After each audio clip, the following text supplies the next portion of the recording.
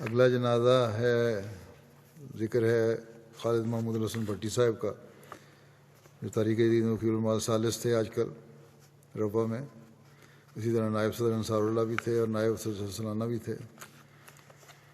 Tahir heart institute میں 67 سال کی عمر میں ان کی وفات ہوئی. انا للہ و انا الیہ راجعون. ان کے دادا بابل خان بھٹی صاحب نے احمدیت قبول کی تھی. خالد محمود حسن بھٹی کے والد، انہوں نے احمدیت قبول نہیں کی تھی، ان کو شرح صدر نہیں تھی. والد نے کر لی تھی، بیٹے نے نہیں کی تھی. بہرحال ایک دن جن کا ڈیرا تھا، ذمہ دارا کرتے تھے، بیٹھے ہوئے تھے، تو خالد محمود کے بھٹی کے والد بھی وہیں چادر تان کے لیٹے ہوئے تھے. تو وہ غیر احمدی مولوی جس کی مسجد میں ان کے والد جایا کرتے تھے نماز پڑھنے، اس کو وہاں سے گزر گیا ہوا تو وہ بیٹھ گیا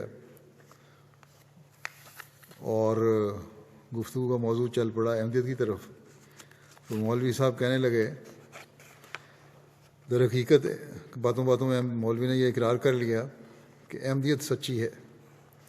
اس پر ان کے والد نے فوراً اپنے منہ سے چادر اٹھائی اور اٹھ کے بیٹھ کر کہا کہ اگر احمدیت سچی ہے تو ہمیں گمراہ کیوں کرتے ہو؟ پھر اب جو تم نے مجھے گمراہ کیا کہ احمدیت جھوٹی ہے اور اس کو قبول نہ کرو اور اپنے والد کے پیچھے نہ چل پڑو.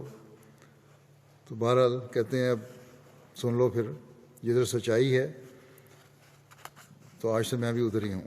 پھر انہوں نے جا کر حضرت مسلم موعود کے ہاتھ پر بیعت کر لی.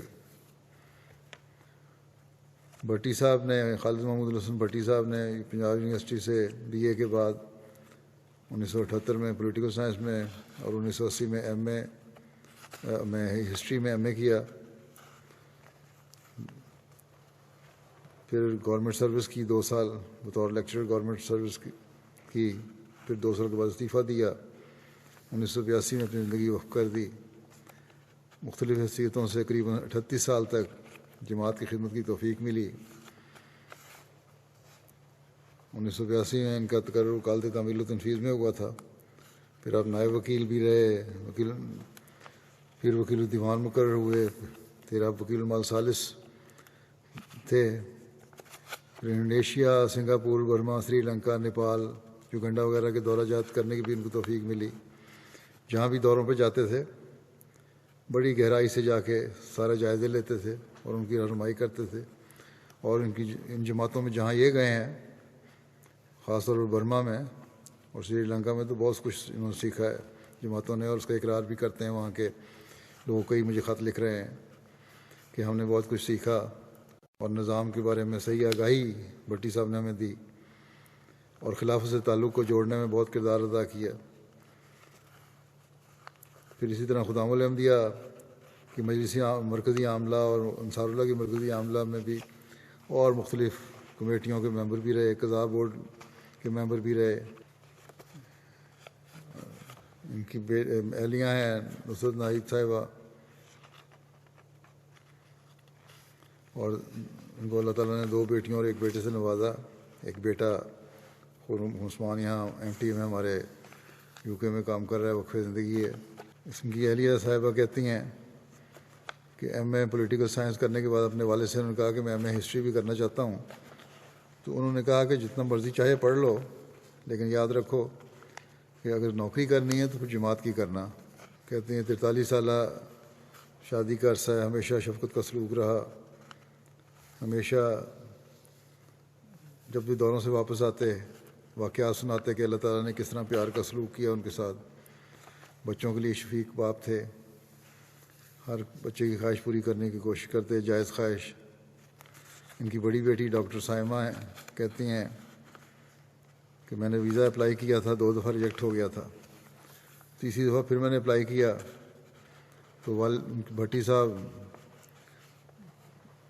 دورے پہ جا رہے تھے باہر، تو اس نے کہا کہ آپ چند دن آگے کر لیں کیونکہ تاریخ آ رہی ہے ویزے کی، ایمبیسی جانا ہے. انہوں نے کہا یہ نہیں ہو سکتا،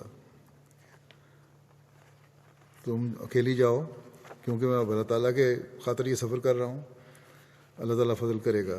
اور پھر اس دفعہ پھر اس کا بچی کا ویزا بھی لگ گیا. پھر چھوٹی بیٹی کہتی ہیں کہ بڑے نرم دل باپ تھے، بہت نرمی سے پیش آتے، کبھی ہمیں ڈانٹا نہیں، بڑے پیار سے سمجھاتے تھے، جماعتی کام کو ہمیشہ فوقیت دیتے، گھر کا چاہے کتنا ہی ضروری کام ہوتا پہلے دفتر کے کام نپٹاتے پھر گھر آتے، ہر وقت جماعتی خدمت کے لیے تیار رہتے، محبت اور لگن سے جماعتی کام کرتے، دین کو دنیا پر فوقیت دیتے۔ اور یہ تو میں نے بھی دیکھا ہے کہ بڑی محنت سے کام کرنے والے تھے اور بڑی وفا سے اور وقت کی روح کو قائم رکھتے ہوئے انہوں نے ہمیشہ خدمت کی ہے۔ جب بھی کوئی مشکل وقت آیا کہ ایک بیٹی کہتی ہے کہ ہمیشہ ہمیں اللہ تعالیٰ پر بھروسہ رکھنے کی تلقین کی، اور یہی کہتے تھے اللہ نہیں چھوڑے گا، اور کبھی اللہ تعالیٰ نے پھر چھوڑا بھی نہیں۔ ان کے بیٹے کہتے ہیں کہ جب سے ہم نے ہوش سنبھالا ہے ان کو خدمت کرتے ہی دیکھا ہے جماعت کی، جب بھی کوئی مشکل آتی یا آزمائش آتی تو ہمیشہ یہی کہتے کہ میں کیونکہ دین کی خدمت کر رہا ہوں، اللہ تعالیٰ کا کام کر رہا ہوں، اللہ میرے کام کر دے گا، اور اللہ پھر اپنا فضل بھی فرماتا اور ان کے کام بھی آسان ہو جاتے۔ حقیقی طور پر انہوں نے وقف کی روح کو قائم کیا۔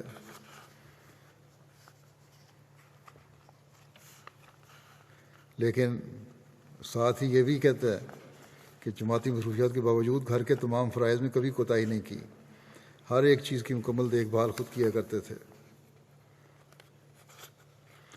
لئی قابل صاحب ہیں مشیر قانونی تحریک جدید میں، کہتے ہیں 38 سال سے ان کے ساتھ ہوں، جماعتی روایات کے امین اور ان کا پاس رکھنے والے تھے۔ بہت سی خوبیوں میں سے ایک یہ بھی ان کی خوبی تھی کہ بڑی باریکی سے جماعتی اموال کی حفاظت کرنا بھی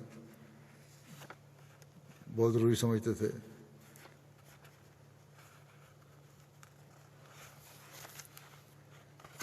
ان کے کلاس فیلو محمد ادریس صاحب کہتے ہیں کہ وقت کے بعد وہ خاموش سا خالد ایک منفرد شخصیت بن کے ابھرا، خلافت سے محبت شاید اس کے انگ انگ میں سرایت کر چکی تھی، خلیفہ وقت کی اطاعت اس کا اوڑھنا بچھونا بن گئی تھی، ہر وقت دینی خدمت میں محو رہنا اس کی مرغوب غذا بن چکی تھی۔ کارکن ہے وکالت مال چارلس کے کہتے ہیں کہ دفتر میں جو بھی ڈاک آتی اس کو پینڈنگ نہیں کرتے تھے، فوری کارروائی کرتے، اور ہمیں ہدایت تھی کہ آج کا کام آج ہی کریں، پتہ نہیں زندگی کا تو پتہ کوئی نہیں کل موقع ملتا ہے یا نہیں۔ بہرحال جیسا کہ میں نے کہا انہوں نے پاکستان میں بھی اور بیرونی ملک جہاں بھی گئے بڑا اچھا اثر قائم کیا اور خدمت کے جذبے سے کام کیا اور بڑی وفا سے اپنے وقت کو نبھایا۔ اللہ تعالیٰ ان کی درجات بلند کرے، ان کی اولاد کو بھی ان کی نیکیوں کو جاری رکھنے کی توفیق عطا فرمائے۔